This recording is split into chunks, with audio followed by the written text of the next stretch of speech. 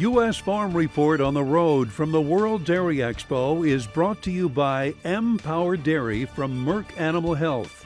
Only Merck Animal Health combines technology and biopharma products for a true full solution approach to dairy management. And by Igenity Dairy.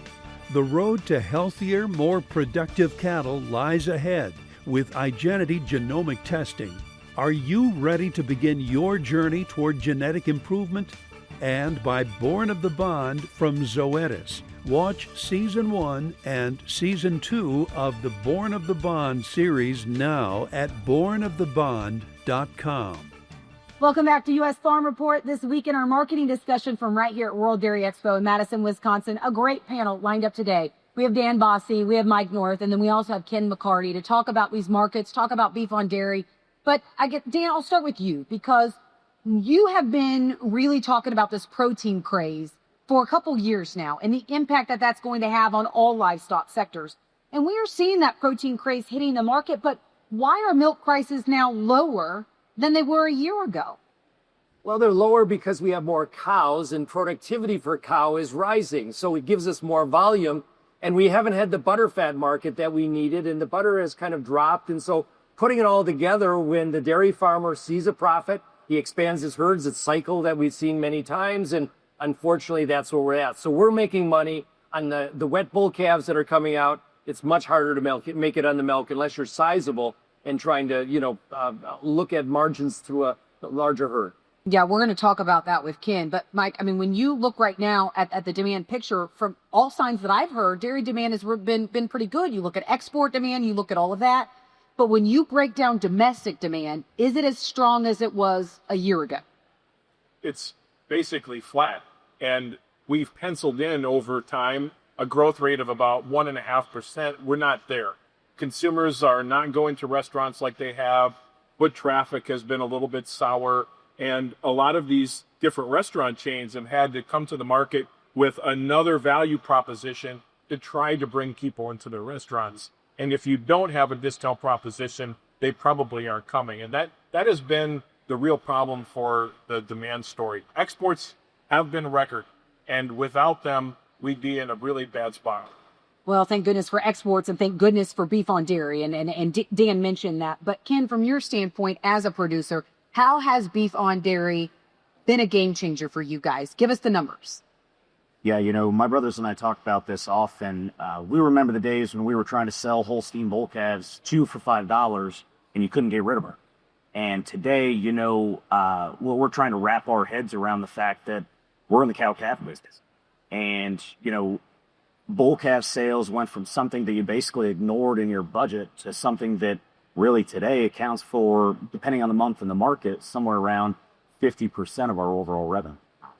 Wow. We're in the cow-calf market. I mean, that is what he said. Just crazy to think a dairy like yourself. I mean, that's how you're thinking now. So, Dan, how much longer will these strong cold cow prices last? How much longer will we see this continued demand for the beef on dairy? Do you think it is here to stay?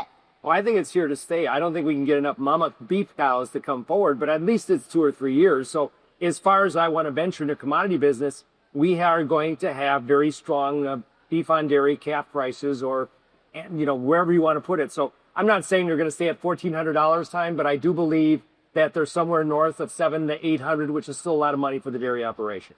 But still, we want to see that milk check higher. We want to see those milk prices higher, Mike. And so for your perspective, from EverAg's perspective, what is that going to take?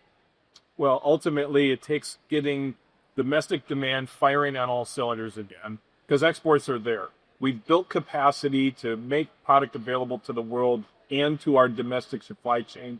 And once that domestic consumer comes around, I really think you start to see a resurgence in price. But it's got to come on all fronts. You pointed out protein. It's already strong. We got whey pricing at 64 cents right now, but we've got butter back to $1.60. We haven't seen that since the COVID crisis in 2020, 2021. And we've got cheese trading at about the same price. Until we can get all of these product categories to find some lift, we're not going to see the milk prices return back to these $20 plus thresholds that everybody's really looking for. But there again, thank God for beef on dairy. We estimate today about $3 to $4.50 a hundredweight in beef equivalent revenue coming back to the dairy to displace some of what's been lost. Ken, what would you say your biggest challenge is today on the dairy? Is it milk prices or is it labor? What is your biggest challenge? All of the above. Labor is an ever-present issue within the dairy industry. We're not afforded the luxury, right, of taking Christmas Day off. So accessing the quantity and quality of labor that we need is a huge concern. But for us, one of the biggest concerns we have as well is just general market volatility and the impact that has on our neighbors in rural America. We're heavily dependent upon the neighbor next door to source feed from, to keep our communities vibrant. And when we're in market downturns like this, we grow very concerned about the long-term impacts that's going to have on our communities and our ability to have our business prosper in the future. Well, and hopefully it seems like maybe we could see some movement on labor, and some of the immigration reform and some things in Washington. I know the dairy industry groups are pushing for that. But there's a lot to talk about when it comes to Washington right now. Dan, Thursday morning, apparently Secretary Bessent commented and said farmer payments are coming, and even mentioned that farmer payments are coming next Tuesday, gave a specific date. Now, when you hear something like that come from this administration, does this signal to you that we won't get a deal with China? I'm doubtful of a deal with China. It does tell us that we've had shortcomings with China. I think we don't need to think of China as the phase one agreement that was done before. That will not happen. This may be some one-offs, some modest deals, if you will. But I think when you think of China, it sees the United States as an unreliable supplier. We came to them, beat them up in 18 and 19. They again came back, with a phase one deal. And then the Biden administration said nothing. And here we are negotiating again. So when I think about China, I am not optimistic they're going to come back in a big way for U.S. corn, soybeans, or other products. Well, we saw President Trump's social post mentioning farmers this week, Mike, specifically. And what happened as a result? We saw soybean prices surge as a result. So is that proof that China really is the only catalyst right now that the soybean market is waiting for? And if so, how much higher? What are we talking here as far as price? How much higher could we go if we do get some type of deal with China? Well, a 300 million bushel ending stocks number is not huge.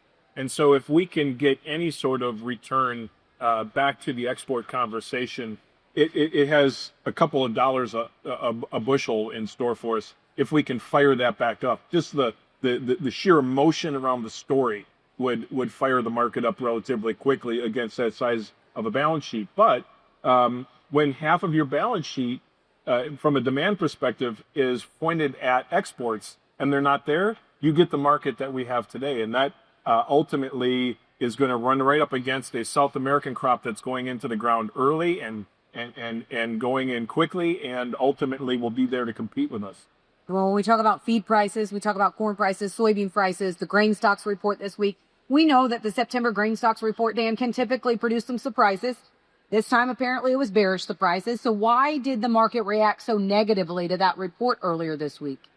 Well, it was really tied to the cutted feed residual for the old crop year, but I also need to cut feed residual for the new crop year. So altogether, it was like 350 to 400 million bushels of lost demand.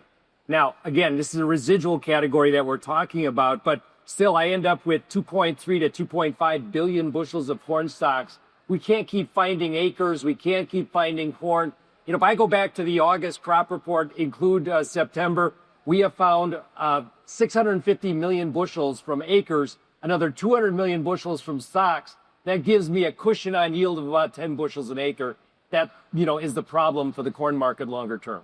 Real quick, Mike, farmers are still mad about Argentina, the situation in Argentina. Right now with the government shutdown, we're not getting these daily export sales. So, do we know who's buying right now? Is there any indication of if anyone's buying? And are we able to still keep track of Argentina? Well, going into the shutdown, we didn't see anything that would cue us to believe that there's exports happening. Ultimately, with the elimination of the export tax in Argentina, we've just opened up another source of cheap beans to the world market. China's going to take advantage of that, which would suggest they probably aren't coming to the United States anytime quick. All right. Well, Dan, Mike, Ken, thank you so much for joining us this weekend for U.S. Farm Report. We need to take a quick break, and then we'll be back with more U.S. Farm Report in just a moment.